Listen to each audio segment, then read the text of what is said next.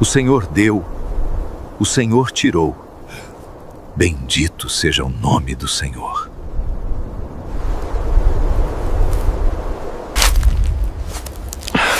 Em apenas um único dia, a vida de um homem mudou drasticamente. Jó perdeu toda a sua riqueza. Seus filhos morreram e até sua saúde lhe foi tirada. Consegue imaginar uma situação pior? Mas é aí que entra o ponto mais surpreendente. Em vez de se revoltar contra Deus, Jó se ajoelhou e adorou. Sim, adorou. Parece loucura, não é? Mas essa não é apenas uma antiga narrativa bíblica. É uma história com um segredo poderoso, capaz de transformar a forma como você lida com os desafios da vida. Você quer descobrir esse segredo? Então venha comigo.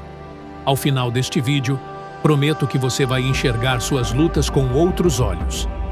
Vamos juntos desvendar a história de Jó, o homem que se tornou símbolo de fé em meio à dor. Antes de mergulharmos na parte mais intensa da história, precisamos entender quem era esse homem. Logo no início do livro, a Bíblia nos apresenta Jó como alguém muito especial.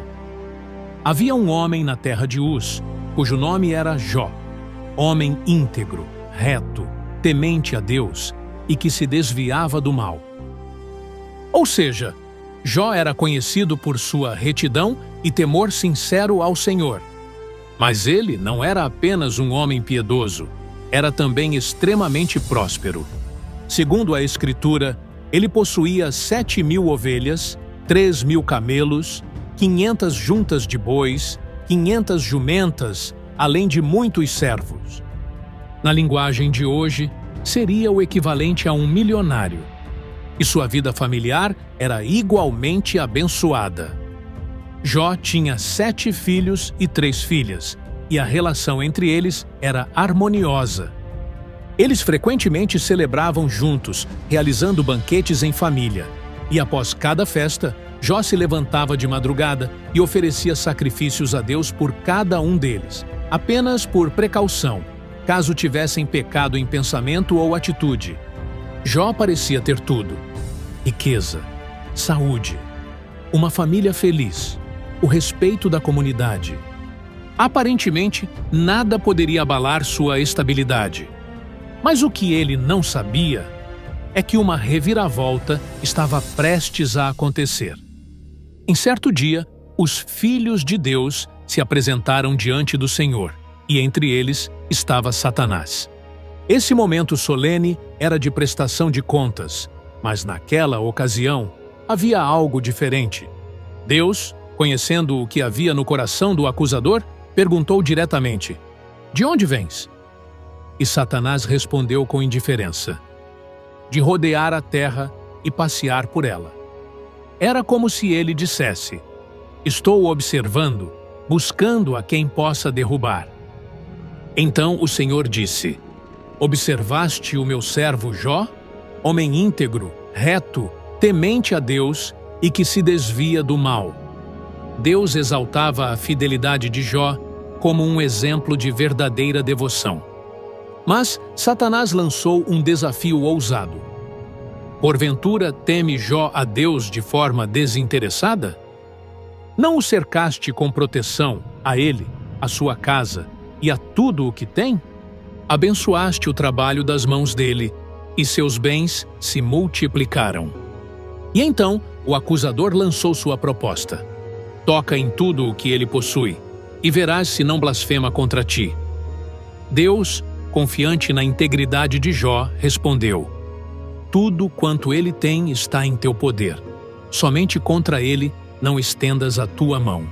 A partir daquele momento, o inimigo saiu da presença do Senhor, decidido a provar que a fé de Jó dependia das bênçãos materiais. Mas essa não era apenas uma conversa entre Deus e o diabo. Era o início de uma batalha espiritual invisível. Uma batalha pela alma de um homem que, sem saber, se tornaria símbolo eterno de perseverança. Tudo começou num dia comum. Talvez Jó estivesse em casa, refletindo sobre suas responsabilidades, como pai e servo de Deus, quando um servo entrou apressado, com o rosto pálido e assustado. Os bois estavam arando e as jumentas pastavam por perto, quando os sabeus atacaram, levaram os animais e mataram os servos. Só eu escapei para lhe contar. Antes mesmo que Jó pudesse assimilar essa notícia, outro mensageiro surgiu. Fogo de Deus caiu do céu e queimou as ovelhas e os servos. Todos morreram. Apenas eu escapei. A dor era crescente. Em seguida, um terceiro homem chegou, ofegante e com olhos arregalados.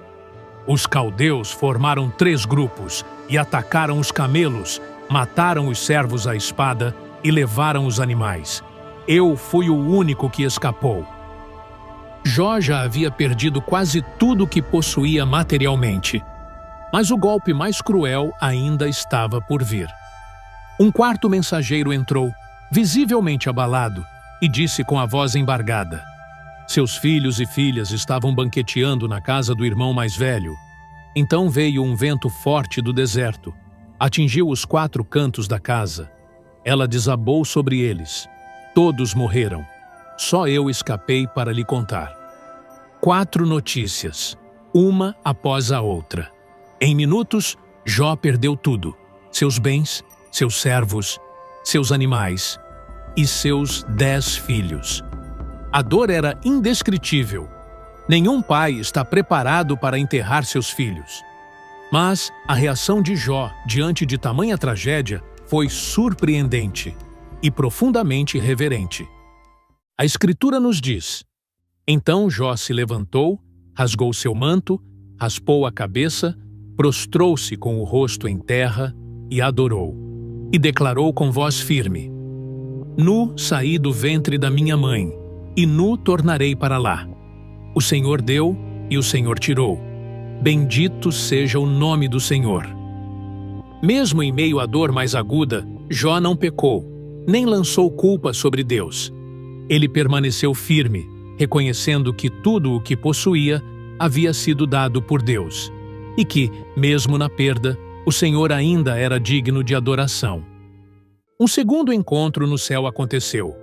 Mais uma vez, os filhos de Deus se apresentaram diante do Senhor, e entre eles, lá estava Satanás. A cena era semelhante à anterior, mas havia algo diferente. Jó já havia sido provado. Ele havia perdido tudo e, mesmo assim, permaneceu fiel. O Senhor então perguntou a Satanás: de onde vens? E novamente, Satanás respondeu com indiferença: de rodear a terra e passear por ela. Deus, conhecendo o coração de Jó, voltou a exaltar sua integridade. Observaste o meu servo Jó? Homem íntegro e reto, que teme a Deus e se desvia do mal, e ainda conserva a sua integridade, apesar de tudo o que permiti que lhe acontecesse, sem motivo. Mesmo depois de toda a dor, Jó não blasfemou, mas Satanás, insistente, lançou um novo desafio. Pele por pele, tudo o que o homem tem dará por sua vida. Estende, pois, a tua mão, toca-lhe nos ossos e na carne, e verás se não blasfema contra ti na tua face. Deus, mais uma vez confiando na fé inabalável de seu servo, disse: eis que ele está em teu poder, somente poupa-lhe a vida. Com a permissão divina, Satanás se retirou, determinado a ir além das perdas materiais. Agora, ele tocaria diretamente a saúde de Jó. A aflição veio com força. Jó foi atingido por feridas dolorosas que cobriam seu corpo dos pés à cabeça. A dor era insuportável. Um homem que antes era saudável e respeitado, agora se encontrava sentado em cinzas, raspando-se com um pedaço de cerâmica para tentar aliviar a agonia, uma imagem de total humilhação e sofrimento. Mas as feridas físicas eram apenas parte da dor. Jó já havia perdido tudo: filhos, bens, prestígio, e agora sua saúde também estava comprometida. E nesse momento de profunda angústia, a dor emocional veio de quem menos se esperava. Sua esposa, também dilacerada pelas perdas, aproximou-se e disse: Ainda conservas a tua integridade? Amaldiçoa a Deus e morre. Para ela, a morte talvez parecesse uma saída para tanto sofrimento. Ela não falava por maldade, mas por desespero. Era o grito de alguém que não conseguia compreender como seu marido ainda podia manter a fé diante de tanta tragédia. Mas Jó, mesmo coberto de feridas, mesmo destruído por dentro e por fora, respondeu com sabedoria: Falas como uma doida. Receberemos de Deus o bem e não receberemos também o mal? A resposta de Jó revela a profundidade de sua fé. Ele compreendia que não poderia amar a Deus apenas nos dias bons. Sua confiança ia além das circunstâncias. Jó não pecou com os lábios, nem blasfemou. Manteve sua integridade, mesmo quando tudo o mais lhe fora tirado.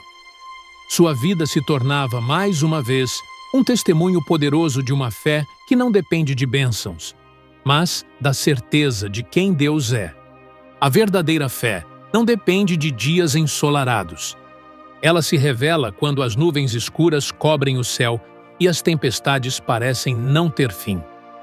Foi exatamente nesse cenário que Jó se encontrou, devastado em todas as áreas da vida, emocional, física e espiritual.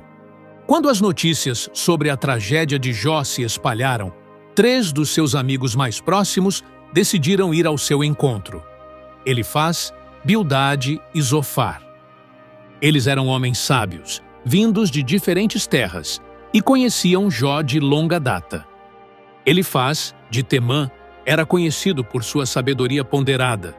Bildade, de Suá, tinha fama de ser firme e direto. Zofar, de Naamá, era o mais impulsivo entre eles, alguém de palavras intensas e sinceras. Mas, acima de tudo, eram amigos leais que se importavam com Jó. Quando se aproximaram da casa, a cena que presenciaram os deixou sem chão. Jó, coberto de chagas, sentado em cinzas, era irreconhecível. O choque foi tão grande que eles rasgaram as próprias roupas, um sinal de profundo lamento, e lançaram pó sobre suas cabeças em sinal de dor e solidariedade. Então, sentaram-se ao seu lado, em silêncio. Durante 7 dias e 7 noites, nenhum deles disse uma só palavra. Eles estavam ali não como conselheiros, mas como verdadeiros amigos. O sofrimento de Jó era tão intenso que não havia palavras humanas capazes de expressar consolo. Naquele silêncio, eles compartilhavam da dor do amigo. Foi um gesto poderoso, uma lição de empatia que muitos esquecem. Às vezes, a presença é o maior consolo que se pode oferecer. Ao final de 7 dias, Jó quebrou o silêncio. Não com uma oração, nem com um pedido de ajuda, mas com um clamor angustiado. Ele amaldiçoou o dia do seu nascimento. Pereça o dia em que nasci e a noite em que se disse: nasceu um menino. Seu lamento era tão profundo que desejava nunca ter vindo ao mundo. Preferia que aquele dia tivesse sido envolto em trevas e jamais tivesse existido. Desejava que a noite em que foi concebido fosse esquecida, que nenhuma alegria tivesse sido pronunciada sobre ela. Em suas palavras, Jó expressava um desejo intenso de que a morte o tivesse alcançado ao nascer. Por que não morria ao sair do ventre? Assim, imaginava que estaria agora em paz, longe de tanta dor. A angústia dele era real, crua, sem filtros. Jó não fingia ser forte. Ele rasgava sua alma diante do vazio que sentia. Era o desabafo de um homem que havia perdido tudo, mergulhado numa dor que parecia insuportável, física, emocional e espiritual. Depois de 7 dias de silêncio, os amigos de Jó começaram a falar. Elifaz, Bildade e Zofar se sentiram impelidos a tentar explicar o sofrimento do amigo, cada um à sua maneira. baseando-se em suas próprias convicções, tradições e visões de mundo. O que começou como empatia silenciosa, logo se transformaria em longos discursos repletos de suposições, acusações veladas e tentativas humanas de decifrar o insondável. Elifaz, de Temã, foi o primeiro a se pronunciar. Com um tom de autoridade, mas também de preocupação, ele relembrou a Jó que, no passado, ele havia sido conselheiro para muitos, trazendo ânimo e instrução. Mas agora, era ele quem precisava de consolo. Em sua fala, Elifaz sugeriu que o sofrimento que Jó enfrentava era, de certa forma, consequência do pecado, e que Deus, ao permitir aquilo, estava apenas disciplinando como um pai corrige a quem ama. Ele mencionou até uma visão espiritual que tivera, na qual lhe foi revelado que nenhum ser humano é puro diante de Deus, insinuando que Jó, mesmo que justo aos olhos dos homens, ainda seria imperfeito diante do Senhor. Conselho de Elifaz: que Jó aceitasse aquele sofrimento como uma correção divina e buscasse a Deus, pois se fosse realmente justo, Deus o restauraria. Jó respondeu com um lamento carregado de dor. Ele descreveu sua tristeza como mais pesada do que a areia dos mares, um fardo emocional esmagador. Demonstrou frustração não apenas com sua dor, mas também com a insensibilidade dos amigos. Para ele, aquele tipo de explicação parecia mais um julgamento do que um consolo. Bildade, de Suá, tomou a palavra a seguir, e foi ainda mais duro. Sugeriu, de forma direta, que os filhos de Jó haviam morrido por seus próprios pecados. Insinuou que o sofrimento de Jó poderia ser o resultado de falhas ocultas, e que, se ele fosse puro e reto, Deus certamente restauraria sua sorte. Bildade apoiava-se fortemente na tradição e em uma visão de justiça imediata. Os justos prosperam, os ímpios caem. Para ele, essa era a lógica divina inquestionável. Jó, mais uma vez, respondeu reafirmando sua inocência. Expressou sua frustração com o que considerava uma injustiça aparente da parte de Deus. Dizia que desejava poder apresentar seu caso diante do Senhor, mas reconhecia a grandeza divina e sentia que nenhum ser humano poderia ser justo diante do Todo-Poderoso. Se quisesse disputar com ele, nem a 1000 poderia responder. Então veio Zofar de Naamá, o mais impetuoso dos 3. Com palavras duras, Zofar acusou Jó de falar demais, e ainda disse que Deus estava sendo até misericordioso, pois o castigo que ele merecia era ainda maior. Ele sugeriu que havia pecados escondidos na vida de Jó, e por isso ele precisava se arrepender com sinceridade. Zofar afirmou que se Jó se voltasse para Deus com pureza de coração, seu futuro seria brilhante e restaurado. Para ele, os caminhos de Deus eram tão profundos que não cabia ao homem questioná-los, apenas se submeter. A resposta de Jó aos 3 foi dura, mas honesta.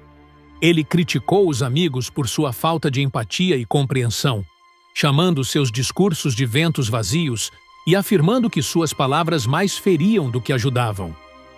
Companheiros desprezíveis, são vós todos, porventura, acabar-se-á a sabedoria convosco? Jó reconhecia a soberania de Deus, mas não conseguia compreender como os ímpios muitas vezes prosperavam, enquanto os justos sofriam. Mesmo em meio à confusão, ele mantinha sua confiança no caráter justo do Senhor, ainda que não compreendesse os caminhos dele. Jó manteve firme sua posição. Ele era inocente.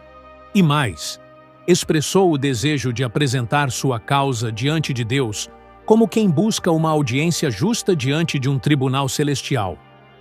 Seu clamor era por compreensão, não por compaixão humana, pois os amigos que vieram consolá-lo se tornaram acusadores. Elifaz voltou a falar, agora de forma mais severa. Acusou Jó de impiedade e disse que suas palavras soavam vazias e perigosas. Afirmou que Jó estava minando o temor a Deus ao questionar a justiça divina. Reforçou sua crença de que o sofrimento é sempre consequência do pecado e que Deus castiga os ímpios. Elifaz descreveu de forma vívida as calamidades que aguardam os malfeitores, insinuando que Jó deveria refletir sobre seus próprios atos e buscar perdão. Para ele, a solução era simples: arrependimento e reconciliação com Deus. Jó respondeu com amargura, mas com lucidez. Chamou seus amigos de consoladores miseráveis e declarou que, se tivesse a oportunidade de se justificar diante de Deus, provaria sua integridade. Para ele, a crueldade dos amigos só aumentava sua dor. Bildade, por sua vez, manteve sua abordagem rígida. Disse que os ímpios sofrem destruição certa e que, se Jó estava em sofrimento, deveria aceitar que havia se desviado. Ele descreveu, com linguagem forte, o fim trágico dos que praticam o mal, sugerindo que a situação de Jó era compatível com esse destino. Bildade reafirmou que Deus é justo e que o mal sempre encontra sua paga, direta ou indiretamente. Jó, sentindo-se injustiçado por seus amigos, respondeu com profunda dor. Disse que se sentia abandonado por todos, inclusive por Deus. Descreveu a extensão de seu sofrimento, tanto físico quanto emocional, e a solidão que o cercava. E ainda assim, em meio à escuridão, Jó fez uma das declarações mais poderosas de fé em toda a Bíblia. Eu sei que o meu Redentor vive e que, por fim, se levantará sobre a terra. Essas palavras revelavam uma esperança inabalável, a certeza de que, mesmo sem respostas imediatas, Deus era justo e, no tempo certo, se manifestaria. Zofar, o mais impetuoso dos três, também retomou a palavra. Pintou um quadro sombrio do destino dos ímpios, afirmando que a destruição era inevitável para quem vive em pecado. Mais uma vez, ele implicou que Jó fazia parte desse grupo e que sua dor era reflexo direto de sua impiedade. Para Zofar, não havia espaço para dúvidas. Jó precisava se arrepender sinceramente. Jó, porém, respondeu com sabedoria. Questionou a visão simplista dos amigos, que viam o sofrimento apenas como castigo divino. Apontou para a realidade da vida. Muitos ímpios prosperam e vivem longos anos em paz, enquanto justos enfrentam tribulações. Esse fato, segundo Jó, demonstrava que a justiça de Deus não é totalmente revelada nesta vida. Ele reafirmou que não havia cometido injustiças e condenou seus amigos por julgarem sem conhecer os fatos. Mesmo diante da dureza das acusações, Jó ainda expressava confiança em Deus, mas também sua dor pela falta de compreensão. Elifaz, em sua última tentativa, acusou Jó diretamente de pecados graves. Disse que ele havia oprimido os pobres, explorado os necessitados e ignorado os aflitos. Com essas acusações, instou Jó a se reconciliar com Deus. Afirmava que, se ele se arrependesse, seria restaurado e voltaria a experimentar prosperidade e bênçãos. Elifaz defendia uma visão rígida de justiça. Para ele, todo sofrimento era sinal de culpa, e toda prosperidade era sinal de retidão. Em sua perspectiva, não havia espaço para exceções. Jó continuava determinado em sua busca por respostas. Ele expressou o desejo sincero de apresentar seu caso diante de Deus, declarando que, se tivesse a oportunidade, seria justificado. Com coragem, Jó questionou a justiça divina na forma como o sofrimento era distribuído, destacando que muitos malfeitores viviam impunes, enquanto pessoas justas enfrentavam grandes provações. Sua frustração era profunda, pois não conseguia compreender os caminhos de Deus, mas mesmo assim mantinha firme sua confiança em sua integridade e na justiça divina. Bildade respondeu com uma fala breve, porém incisiva.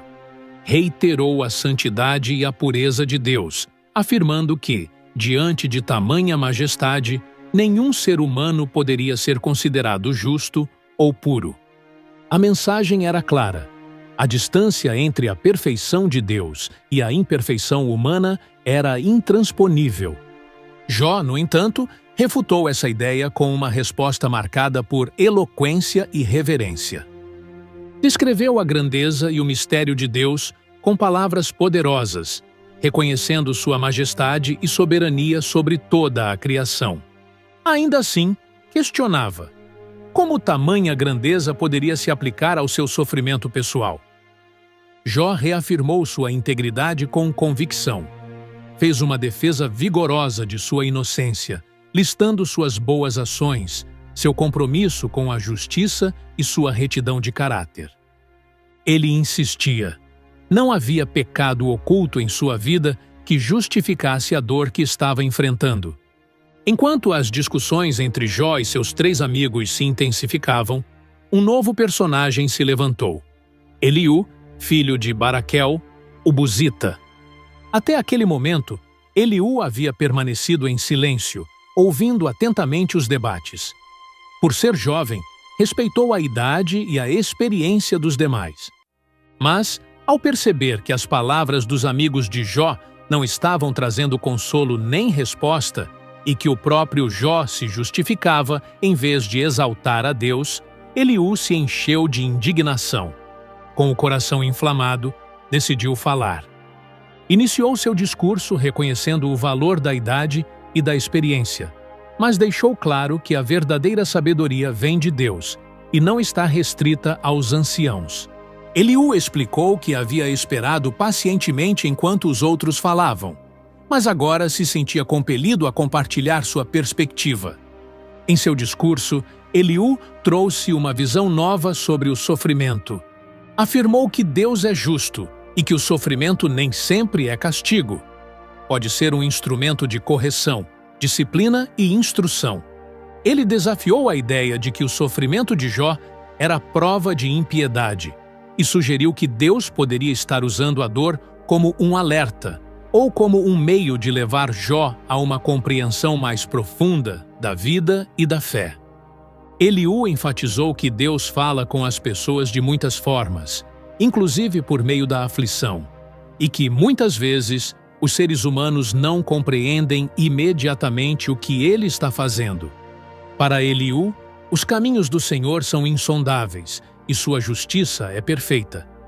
Deus nunca age de maneira errada, e sempre há um propósito maior por trás de tudo o que ele permite. Por isso, Eliú aconselhou Jó a não se concentrar em questionar a justiça divina, mas sim em aprender com o processo, permitindo que o sofrimento se tornasse uma oportunidade de crescimento espiritual. Ele continuou enfatizando a importância da humildade diante de Deus, reconhecendo a sua grandeza e poder soberano. Eliú encorajou Jó a se humilhar diante do Senhor e a aceitar que aquele momento difícil poderia estar sendo usado para purificá-lo e levá-lo a um novo nível de fé e intimidade com Deus. No encerramento de seu discurso, Eliú direcionou sua exortação tanto a Jó quanto aos seus amigos. Pediu que todos considerassem a grandeza e a justiça de Deus. Lembrou-lhes que o sofrimento pode conter propósitos ocultos e que, frequentemente, esses propósitos estão além da compreensão humana imediata. Depois de todos os discursos entre Jó e seus amigos, foi o próprio Deus quem respondeu. Sua voz veio do meio de um redemoinho, uma manifestação poderosa e majestosa que marcou um ponto de virada na história.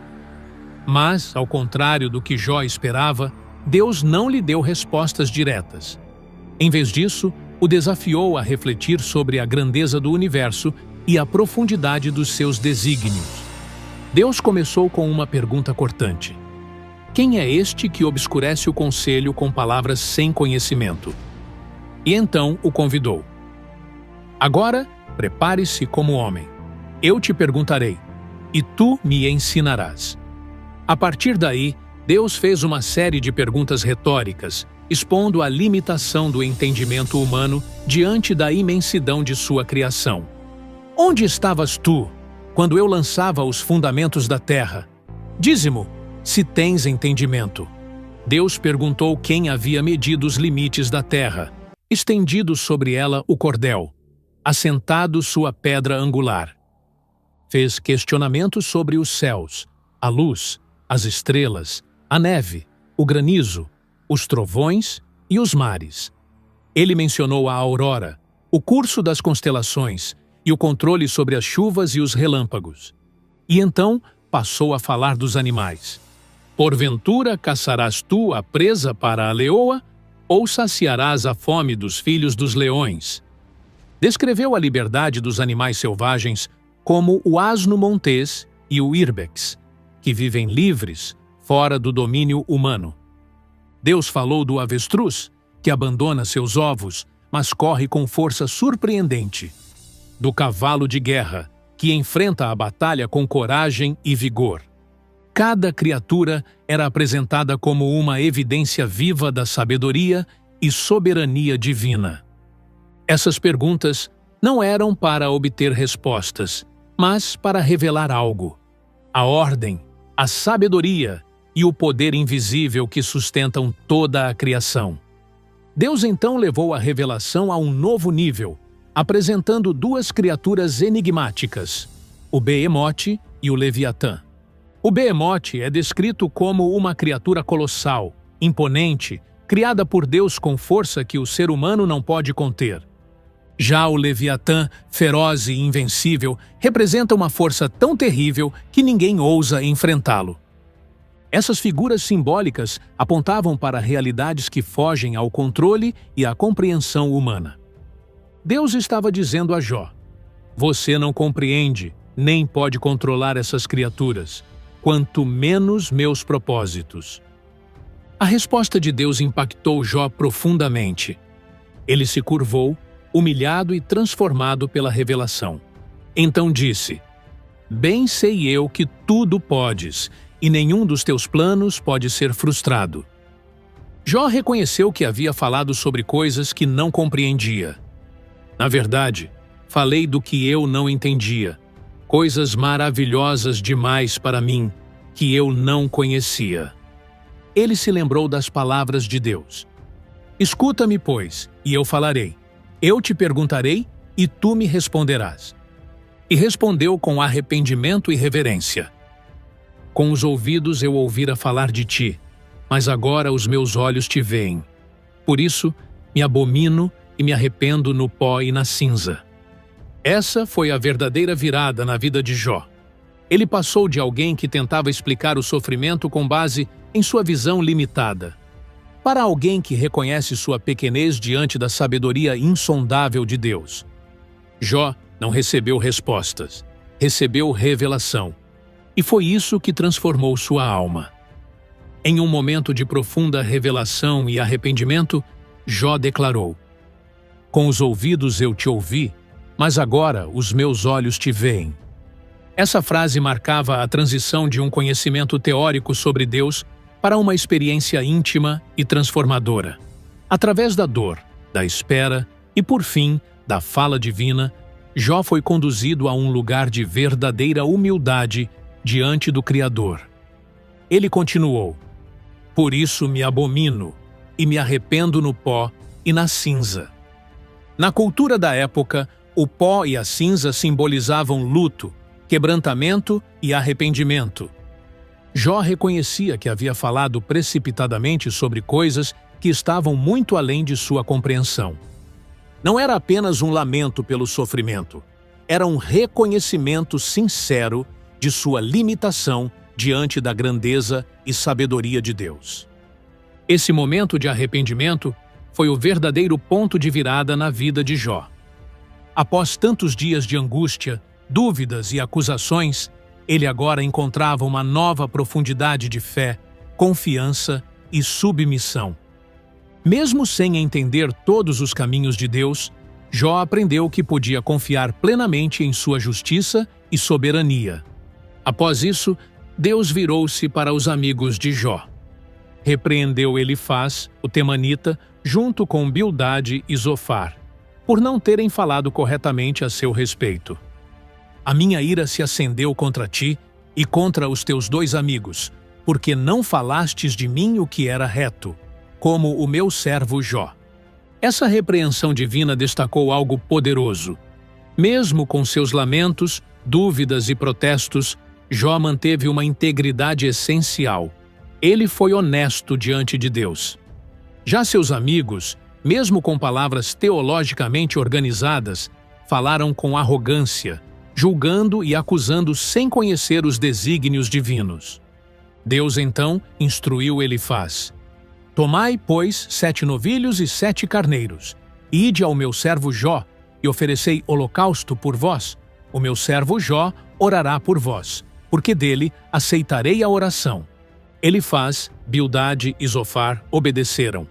Trouxeram os sacrifícios como Deus havia ordenado, e Jó, em um gesto de perdão e intercessão, orou por eles. Essa oração foi aceita por Deus, demonstrando não apenas a restauração da amizade entre eles, mas também a grandeza do coração de Jó. Mesmo tendo sido injustamente acusado, ele escolheu perdoar, interceder e abençoar. A intercessão de Jó nos mostra que a verdadeira fé vai além da dor. Ela transforma o caráter e ensina a amar até aqueles que nos feriram. Após esse momento de reconciliação e intercessão, Deus restaurou a sorte de Jó. E mais do que restaurar, o Senhor lhe deu o dobro de tudo o que possuía antes. Seus irmãos, irmãs e todos os que o conheciam anteriormente vieram até ele. Consolaram-no e o reconfortaram por todo o mal que Deus havia permitido que passasse. Cada um lhe ofereceu uma moeda de prata e um anel de ouro, como sinal de honra e celebração por sua restauração. A bênção de Deus foi abundante. Jó recebeu de volta seus bens em dobro: 14.000 ovelhas, 6.000 camelos, 1.000 juntas de bois e 1.000 jumentas. E Deus também lhe deu novamente filhos e filhas. 7 filhos e 3 filhas, assim como antes. As filhas de Jó eram reconhecidas por sua extraordinária beleza. Ele as chamou de Gemima, Késia e Queren-Hapuque. Diferente dos costumes da época, Jó deu herança às suas filhas juntamente com seus irmãos, demonstrando generosidade e igualdade, um reflexo da transformação que havia experimentado. A vida de Jó, após a tempestade, foi marcada por longos dias de paz e prosperidade. Ele viveu 140 anos depois da sua restauração e viu seus filhos, netos, bisnetos e tataranetos, até a 4ª geração. Jó morreu velho e farto de dias, tendo vivido uma vida completa, repleta de propósito e marcada por fé, perseverança e confiança em Deus, mesmo nos dias mais sombrios. Mesmo sem entender os motivos da dor, Jó escolheu confiar. Sua fé não se baseava nas bênçãos, mas no caráter de Deus. A história de Jó nos ensina que o sofrimento não é o fim, é o início de algo mais profundo. Deus não deu a ele todas as respostas, mas deu algo muito maior: sua presença, sua voz, sua revelação. Talvez hoje você esteja vivendo suas próprias provações, mas assim como Jó, você também pode encontrar força, consolo e esperança. Não porque tudo faz sentido, mas porque Deus permanece fiel mesmo no silêncio. O segredo de Jó é esse: quando não entendemos o porquê, podemos confiar no quem, e esse quem é um Deus justo, presente e cheio de misericórdia. Se essa história falou com você, inscreva-se no canal e ative o sininho. Aqui, cada episódio te aproxima mais da palavra e do Deus que transforma. Que sua fé cresça, mesmo nas tempestades.